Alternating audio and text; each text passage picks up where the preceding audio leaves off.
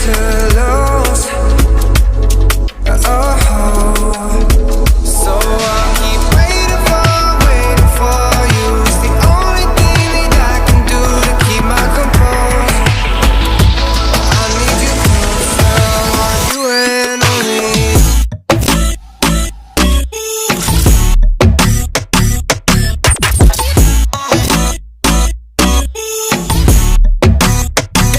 Hi guys, good morning. আপোনালোকক পুনৰবাৰ মই নতুন এটা ব্লগলৈ স্বাগতম জনাইছো।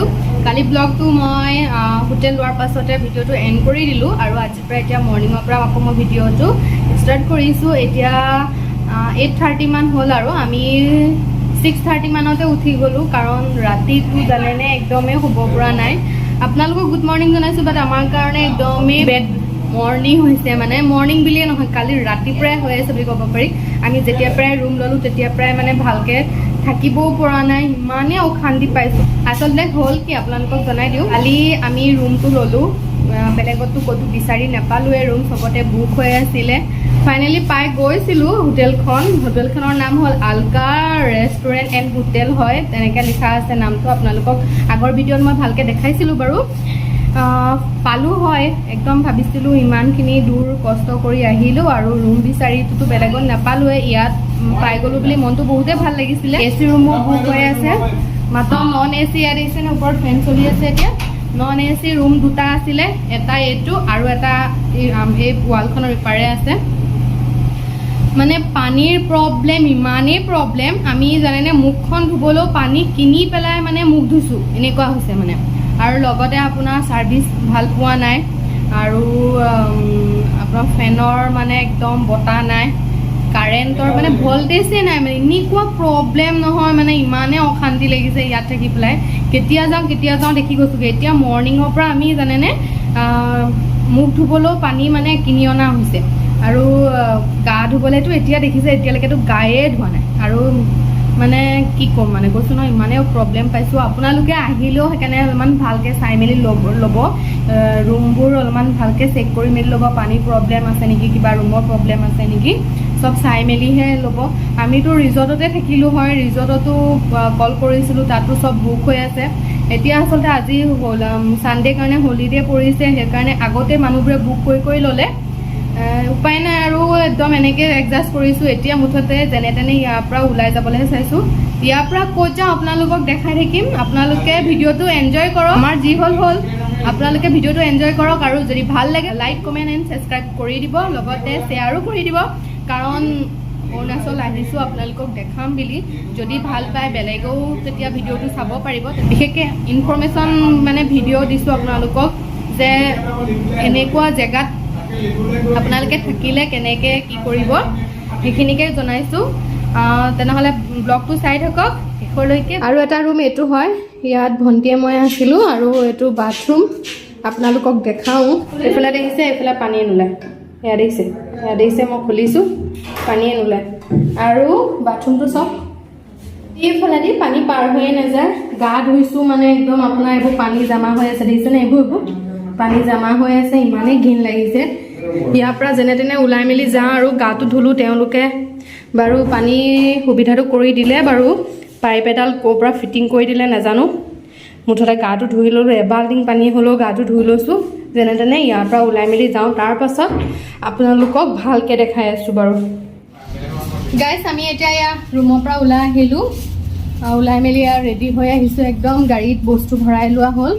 আৰু এতিয়া আমি যাওঁ ব্ৰেকফাষ্টটো কৰিবলৈ কাৰণে, আপোনালোকক তাৰপিছত আকৌ দেখাই আছোঁ।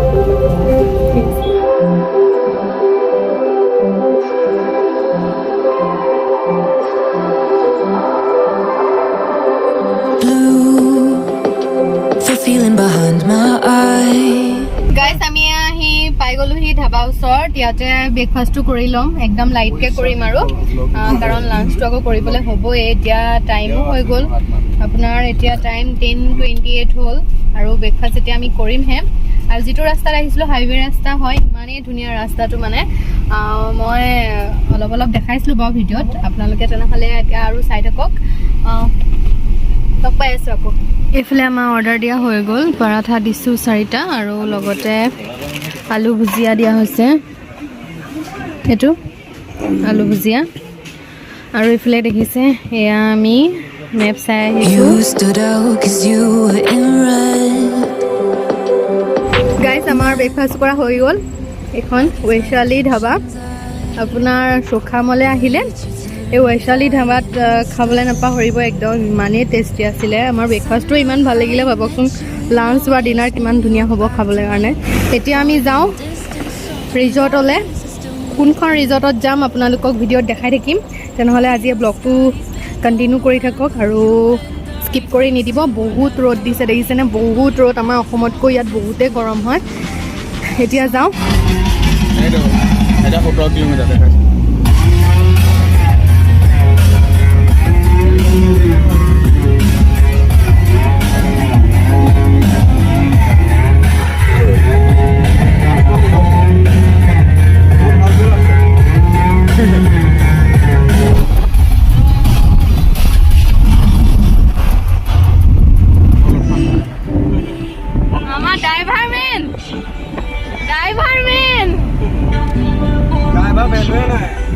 গাইজ আমি আহি আছোঁ আৰু 6 কিলোমিটাৰ আছে মেইন ৰোডৰ পৰা আমি ৰাইট চাইডে সোমালোঁ চিধা পৰশুৰাম কুণ্ডলৈ যাব পাৰে এতিয়া আহি আছোঁ আৰু এয়া মেইন লোকেশ্যন পামগৈ আৰু আপোনালোকক একদম পুৰা জেগাত গৈ পেলাই দেখামগৈ কোনখন ৰিজৰ্টত আহিছোঁ আপোনালোকে নিশ্চয় দেখি ঠাণ্ডা লিখি গম পাবই পিছে তথাপিও এতিয়া মই আপোনালোকক ইমান এতিয়াই জনাই নিদিওঁ একদম ডাইৰেক্ট একবাৰ মই ভিডিঅ' কৰি পেলাই দেখাম তেনেহ'লে চাই থাকক If it's getting hard, if it's getting too hard for you to keep welcome to Tung Tao resort বলক তেনেহ'লে মেইন লোকেশ্যনত যাওঁ এতিয়া পাই গ'লোহি আপোনালোকক কোৱা নাছিলোঁ কোনখন ৰিজৰ্টত যাম টুং টাও ৰিজৰ্ট নামটো খুব ট্ৰেণ্ডিঙত চলি আছে ভিডিঅ'তহে দেখি থাকোঁ আজি পূৰা একদম চকুৰ সন্মুখত দেখিম তেনেহ'লে তাত গৈ লগ পাই আছোঁ আকৌ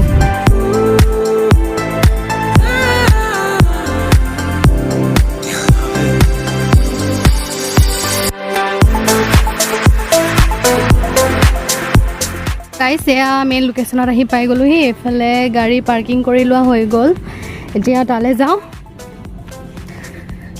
গাড়ী কিন্তু বহুত আহিছে বহুত মানুহ হৈছে যেন লাগিছে কাৰণ আজি ছানডে তাতে এতিয়া তাত গৈহে গম পাম কি হয় দেখাই আছোঁ বাৰু আপোনালোকক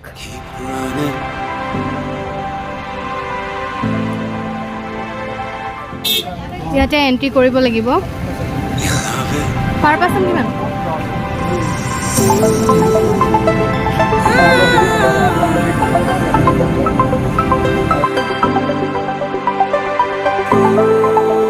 চাৰিফালটো আপোনালোকক ভালকৈ দেখাই দিছোঁ